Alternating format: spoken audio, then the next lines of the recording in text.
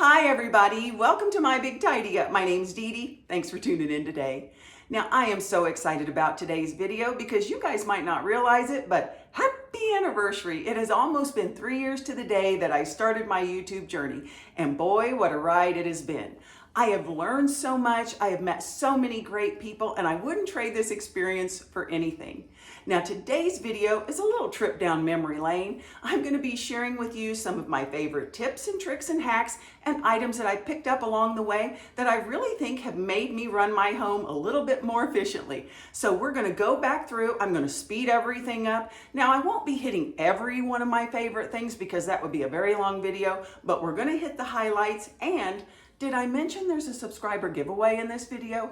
Well, if I haven't, I'm mentioning it right now. There is, and you guys know how I feel about making people wait all the way to the end of the video to give them the details. I'll be giving you the details right away. I appreciate you joining me. I appreciate you being here the past 3 years. Or if this is your first time here, welcome aboard. I'm happy to have you. So without any further ado, let's get going down memory lane and let's get tidy.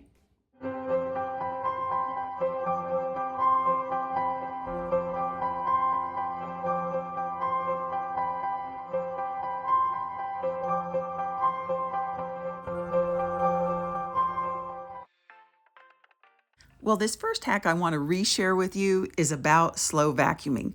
Now, this little rug here used to get a lot of traffic because we used to keep snacks in this cabinet, and it still gets a lot of traffic, but not as much. Well, what I did, I divided the rug down the middle because I wanted to show you one side with a stick vacuum and one side with a corded vacuum. Now, I ran over this with the stick vacuum. I went like I normally do. You know, we just try to vacuum and get the job done. Well, let me tell you, if you will slow vacuum, it will make a world of difference. Now, I learned this long before I started YouTube because someone that sold carpet shared that with me, saying if you will allow the vacuum time to do the work, pull the vacuum slowly, go back and forth, and then change directions, you will lift the pile and you will pull everything out of there. Well, when I used to do this, people, I think, thought I was insane. But once I joined YouTube, I realized that a lot of people do this, and it really does make a huge difference on the wear and tear of your rugs.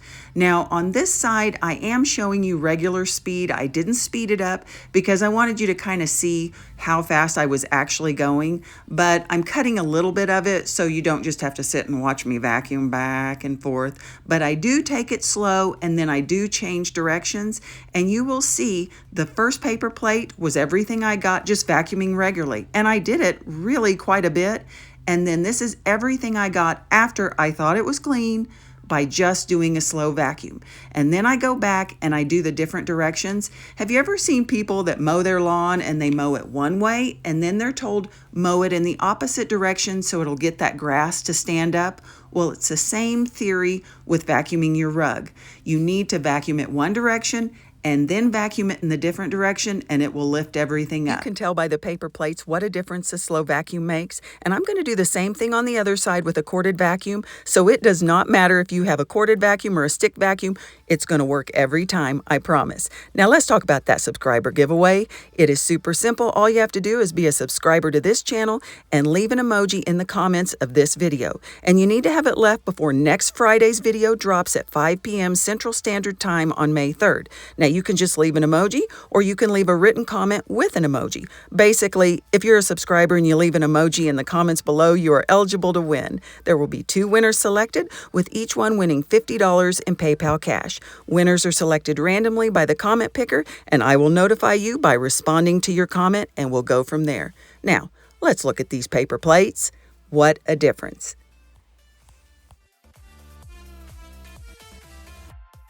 The next hack I want to talk about is using a lint roller for something other than your clothes.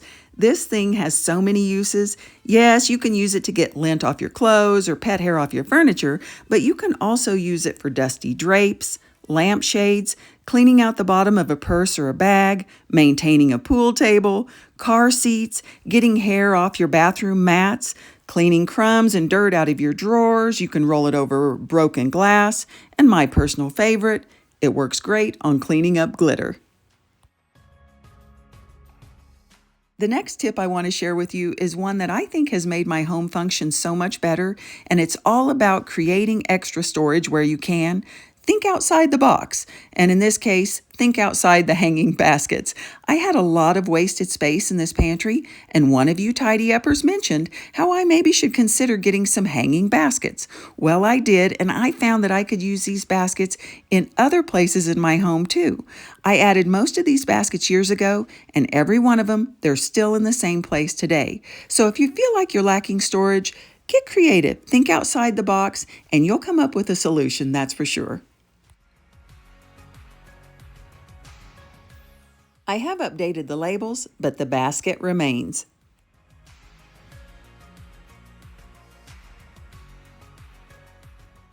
Now, one of my favorite things that I've found since I've been on YouTube is something that I use to help me try to stay organized in the kitchen, keyword being try. It's this expandable roll-out dish drying rack. Now, I do use it for dishes, but I also use it for washing fruits and vegetables. I can set a hot pan on it. And you know, I used to have the old school dish drainer with the rubber mat underneath that I would sit out on the counter. But that was the problem. I was sitting it out on the counter and it was taking up valuable countertop real estate, and I could really only use it for one thing. So I got this one that I can roll up and put away, but I've also found another use for it other than just my kitchen. I love the rack so much that I invested in a second one to keep here in the laundry room, and I use it a lot. I use it to put wet gloves on, wet hats, scarves during the wintertime. During the summertime, you could lay a swimsuit or a hat or something that might need to dry out. It's great for pre-treating clothes so they don't get lost in the laundry basket. I can dry delicates here, and it really is convenient, and it's kind of the same scenario as in the kitchen. When I need it, I keep it out. If I don't need it, I can always just roll it up and put it away. Now here's one of my favorite things to use for small storage, and I do mean small storage. But if you have never used a travel toothbrush holder, they are so convenient for smaller items. You can fill them with drink packets, make a little mini first aid kit with Band-Aids, chapsticks, pins, little mini sewing kit, the list goes on. They're just super convenient for purses, duffel bags, or backpacks to keep smaller items together. Now, remember earlier when I mentioned to think outside the box? Well, I definitely was thinking outside the box with these coffee mug hooks. I got mine from a dollar store, but I know you can get them from Amazon as well. And I definitely use them, but I don't use them for coffee mugs. I use them for keys here in the garage. And I've made a little home spa kit in the upstairs guest bathroom. And I just hang the items that people might want to use on the little hooks. And the hooks allows you to see everything. They're not just shoved in a little container. And it's great for hanging hats. And at one time, I even had all of my little cleaning cloths hanging from these hooks in my laundry room. Oh, off topic here, I did want to mention there are bloopers at the end of this video. I mean, if you can't laugh at yourself, who can you laugh at? I mean, I guess you can laugh at other people, but it's not too kind. And I have had a lot of laughs on this YouTube journey, and most of them have been at myself.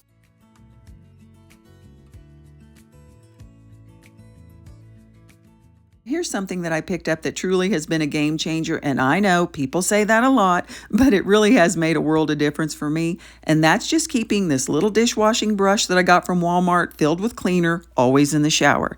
That way, after I shower, I can just do a quick scrub on one wall, then the next day after the next shower, hit a different wall and kind of work my way around. It helps keep things maintained until you can do a serious cleaning, and honestly, it only adds about 30 seconds to your shower, so it's definitely worth the trouble. And using the squeegee. I know it works great on the glass shower doors, but if you squeegee the walls just a little bit, it will make sure that that soap scum doesn't build up. A couple of years ago, I saw a demonstration on how to get streak-free glass, and I thought, oh, I know how to get streak-free glass. And when I saw the demonstration, they had like a bottle of Windex and some paper towels, and I thought, okay, well, that's kind of the same thing a lot of us use to clean glass. But I found out there was a technique I had not heard about, and the technique was to spray your cleaner, regardless of the type, whether it be a foam cleaner or a Windex liquid type of cleaner. Spray your cleaner in the formation of an S. Okay, simple enough. And then you're going to take your paper towels or your cleaning cloth and you're going to follow that S pattern from top to down. And then you're going to go back up to the top, flip your towel or your cloth over and go back over it again. Because anytime you're just spinning circles, you're spinning dirt around. So what you're trying to do is follow a clean path. Then you flip your towel over and go back over it again in the shape of an S. I know it sounds simple and ridiculous, but it actually works. And even with the good results, I still wasn't sold. So instead of paper towels and Windex, I used a multi-purpose cleaner and a cloth, and I got the same results. No streaks.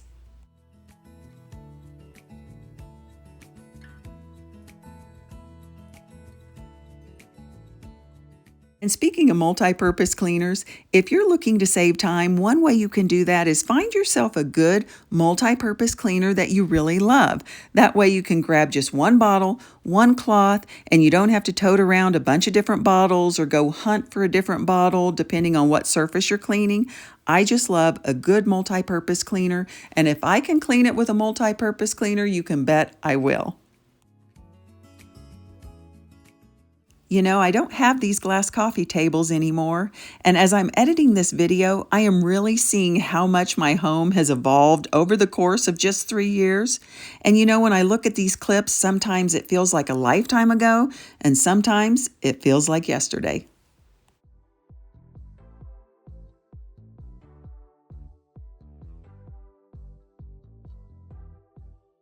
Well, this next tip is all about eliminating the clutter catchers. Now, I don't know about you guys, but I definitely have what I would call hotspots in my home, like places that catch clutter, and I have them scattered throughout my house, but this credenza is one of the main ones because we walk by it anytime we go upstairs or downstairs, and it's by the front door. I also have a problem over by the back door as well.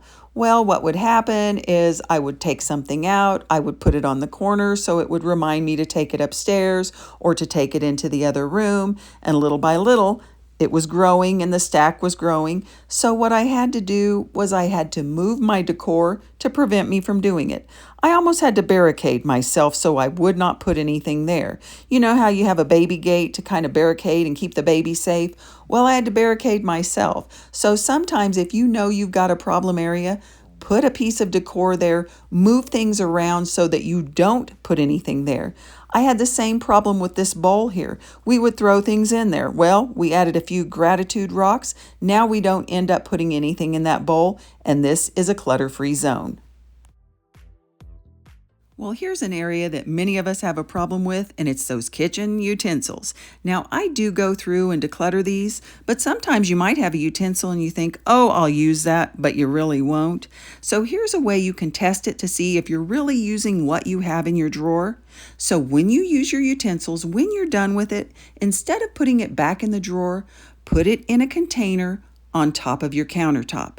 So after every meal that you've prepared, put everything back into the container on the countertop. Don't put it back in the drawer. And you'll see after a month what you're really using. Now, unless it's a holiday item, you're probably not going to use it. If you haven't used it in a month, it's probably not going to get used. Now, when I was showed this technique, they had a little box, but I wanted to keep it where it looked a little bit more attractive, so I just put it in a decanter jar on your countertop. After a month, you'll see what you really use and what you don't use.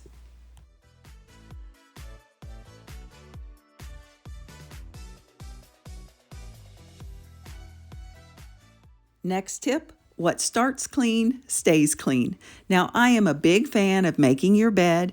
It does give me a good sense of accomplishment right at the beginning of the day. It helps my room look nicer. Therefore, to me, I'm more likely to keep it picked up and looking nicer. And it always does feel nice to get into a made bed at the end of a long day. Now, if you're not a fan of making your bed, there has been a trend that can make making your bed easier. It's eliminating the top sheet.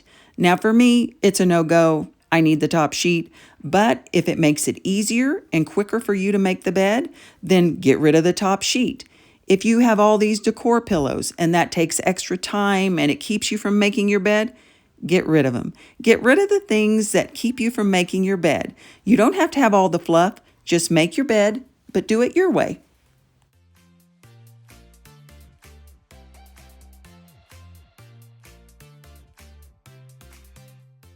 Now, this may not apply to everyone, but sometimes when I need to tidy up my home, I can get behind because I get sucked into the world of the internet.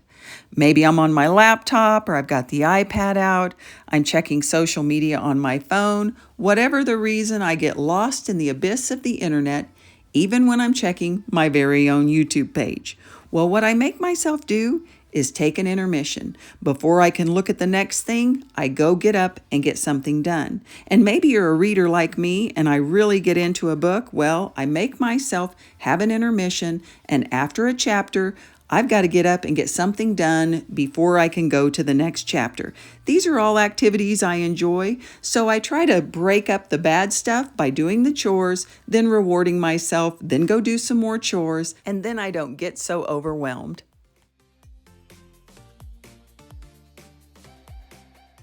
I know we've all heard a place for everything and everything in its place, but sometimes that can be easier said than done. But if you will find a designated spot for everything in your home, it really will eliminate a lot of your drop zones. Now, here in the laundry room, we have our junk drawer. That's convenient for us. It may not be convenient for you. It's also the home for all of our crock pots and our roasting pans and supplies like that. It works for us. So you don't have to set your home up like anybody else. Just find a home for everything and make it convenient for you.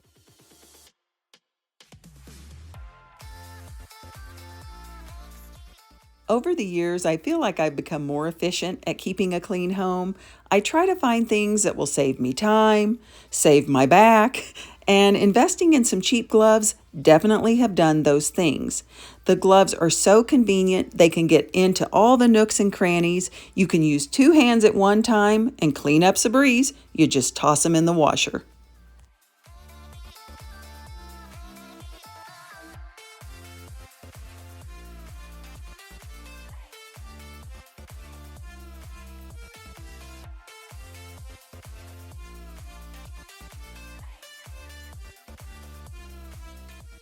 And here's what the gloves look like after I cleaned. Don't judge me, my friends. Now these blue ones here, I started out in the kitchen and really I initially just wanted to go ahead and sanitize all of my handles and pulls in the kitchen. But I decided while I'm doing it, I'm going to do the whole house. So I went through and did all of my doorknobs, all of my drawer pulls, but it really only took me about 10 minutes. That was the efficiency of using the gloves. Now the green ones I used on the banisters, I dusted, and I did the top of each door, and it didn't take me very long either, probably about 10 or 15 minutes, and everything was done. Well, now it's time for the hack that I am most excited about, and it has to do with this little seam ripper right here. Now, if you don't have yourself a seam ripper, go get you one because I promise it won't go to waste. There's so many things you can do with it, including the hack I'm getting ready to show you. But if you've got one of these seam rippers, you can use it to open envelopes. It's great for those tags when you have that plastic string or it's real tight up against the material and it's hard to get a pair of scissors up underneath there. That seam ripper can go right up underneath there.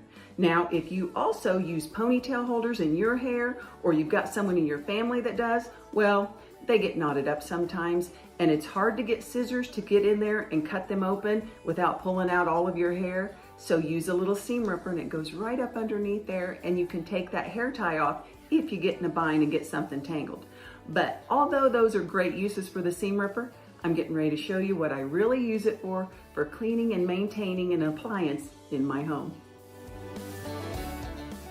And here it is, probably my favorite hack out of this entire video, the hack where you use your seam ripper to remove that disgusting, tightly wound hair, fibers, string, random stuff that gets stuck to our rollers underneath our vacuums and our rug shampooers.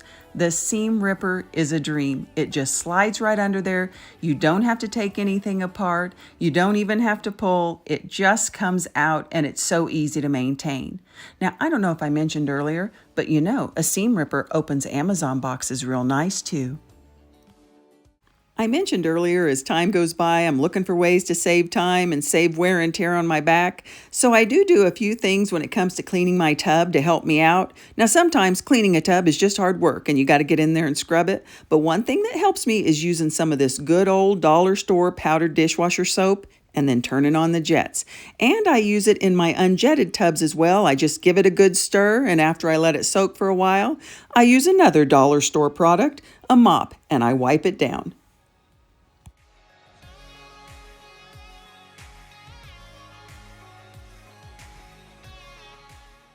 And last but not least, I wanted to share with you guys about using paintbrushes for cleaning. They work wonderfully to get crumbs out of those tight crevices in your car upholstery. And inside your home, you can use paintbrushes to clean your blinds, to clean your vents up in the ceiling, small places with those small crevices. Works great on brushing out your keyboard. I use them in tight places on some of our woodwork. I use them on our artificial plants. They make cleaning things so quick and handy.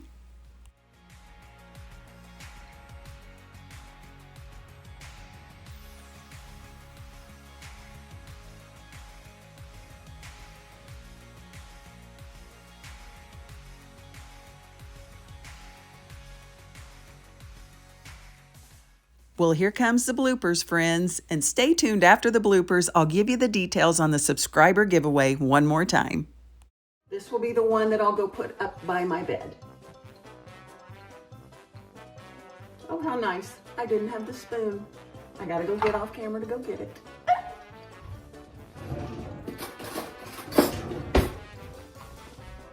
I'm back.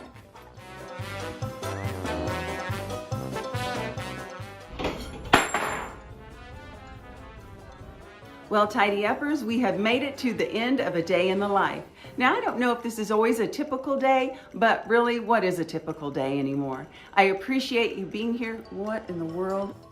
Well, the closet has been cleaned, wiped down, it's ready to be reloaded, but I'm gonna reload it a little bit differently this time. I'm not gonna be using all of those tubs. Some maybe, but not all. One thing I'm gonna utilize are these plastic drawers. Now, I brought these out of the office. I recently recluttered.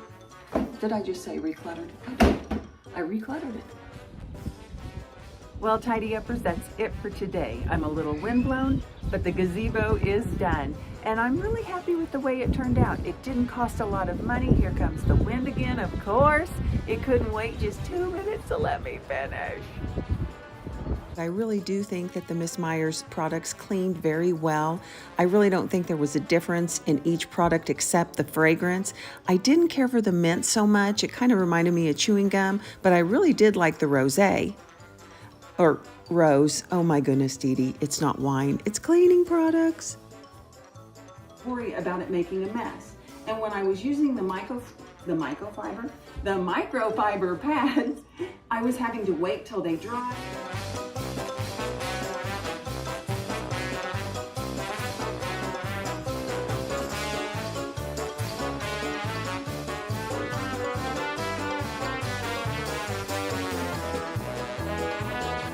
Stopped at the bottom of the basement and knew that we would paint the basement a little bit later on because we were done painting and we had had enough of the painting. And there goes my cuckoo clock.